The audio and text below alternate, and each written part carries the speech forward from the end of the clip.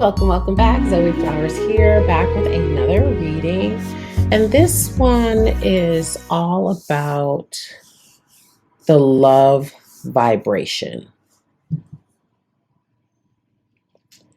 There is a lot going on.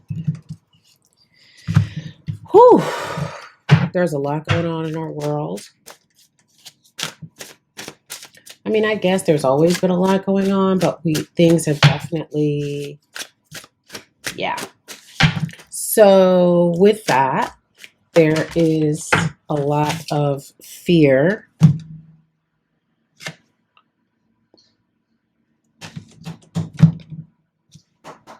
I pulled this yesterday.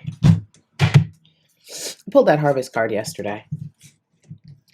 It's interesting. Because this is a card of obviously celebration.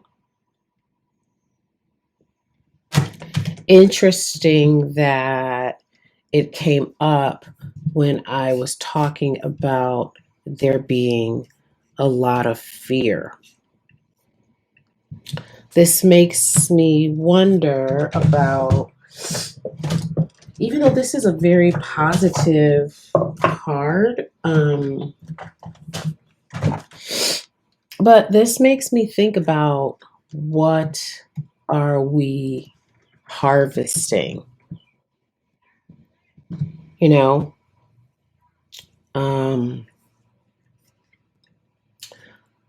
But in the message that I got yesterday, it was all about the things that we put forward coming into action. So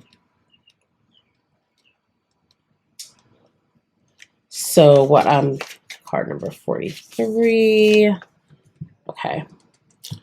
Goddess of the harvest, Baga from Guinea. She's a high priestess. She's from the temple of the high priestess, says, excuse me. And it says Abol is a Baga fertility goddess, and Nimba is her living spiritual healing mask. Together, they embody the sacred feminine and abundance. Give thanks, you are blessed. It is harvest time. Pray attention, not pay attention, pray attention. A season of great harvest is a season of great prosperities. You are prospering. So it's interesting because 7 in numerology can be challenges and options. This makes me think about, gosh, I wish that we could see it here, but I'm sure it's on the other side. This makes me think about the 7 of Cups in the Rider-Waite-Smith decks. This so reminds me of the 7 of Cups. Oh my gosh, I'm so mad that I don't have my Smith deck handy. But it is so similar. Oh, maybe I'll put a picture of it in the recording. So it's so similar, right? So many choices. Which way do we go? Do we choose fear or do we choose love and abundance? Wow. So this is the message, this is the message for the collective. And holy crap. There's a deck that's sitting right next to me, my other goddess deck. How similar are these? How similar? From obviously the colors, the hands to the sky. Here we have drums and people and fruit around us. Here we have fire and volcanic ash for an awakening. And fire is, even though this is the element of water, that's what I wanted to look at and see. Fire in astrology is all about initiating. It's all about separating, starting something new, an initiating force. And so we have options. All right. Harvest is emotional. Do we go with our emotions? Do we hold our emotions close to our vest, like Scorpio? Do we let our emotions run away with us, like Cancer? Do we harbor issues of martyrdom, like Pisces? Or do we use our deep knowledge and our deep intuition and become visionaries like Pisces? And do we open our heart and lead with love like Cancer? Or do we use our keen sense of protection and insight like Scorpio? What do we do with our emotions?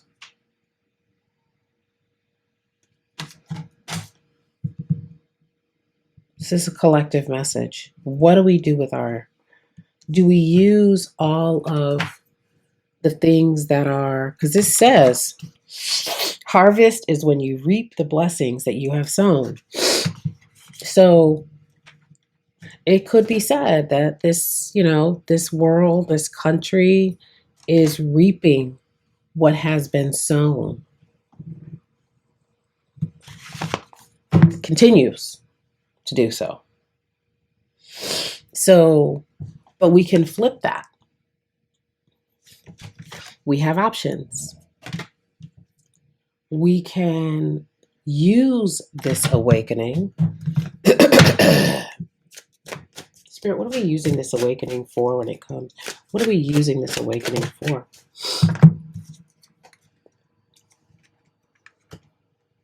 We can use this awakening for joy. Could be a good time to delve into some otter magic.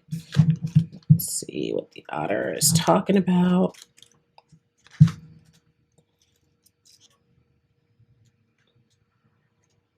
Hello, owl. Joy, playfulness, gratitude, enthusiasm, helpfulness, family, curiosity. Otter reminds us of the value of fun, playfulness, and enjoyment. If you are stressed, under pressure, or are feeling burdened by the responsibilities of adult life, the otter urges you to reconnect with your inner child and take time out for enjoyment and relaxation. In many stories, the otter is intimately tied to the salmon, the animal of wisdom. Their association represents the simple and pure wisdom available to all those who are open to it.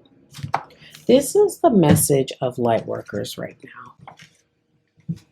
This is our role. Even in these times,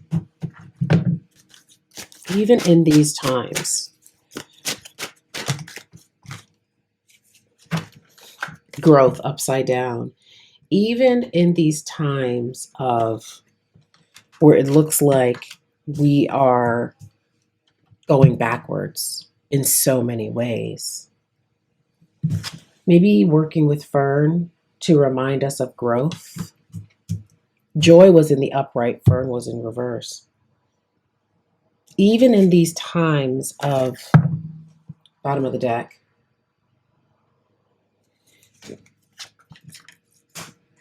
growth, understand that sacred in reverse. Understand, which to me means a lack of understanding.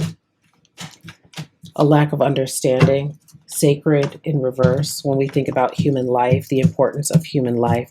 So even in this time where people are not taking life as sacred, understand we are here to rebirth something different. Oh my God, I love these. I love these 3 new decks by Ciolo Thompson. I love these decks so much. Wow. So, understanding that I think I outlined something. I outlined something about this king the other day. So this king, I'll read it in a minute. So this king might not be as, it's swords, it's ideas, it's thoughts, it's air signs, Libra, Aquarius, Gemini. So it's going to be into logic. It's going to be a little bit more detached. This morning I was like, oh, I probably shouldn't be watching the news at all. I probably need to monitor the movies I watch because a lot of them are spreading fear. I don't need this book, but I do want to read. What did I say? A natural leader who is respected and valued by others. He does not have the charisma or volatility of the King of Cups or King of Wands. The king is diplomatic and decisive. He sets aside emotion and focuses on facts. Isn't it interesting? And this is where I leave you. That we start with emotions and we end with a sort of detachment.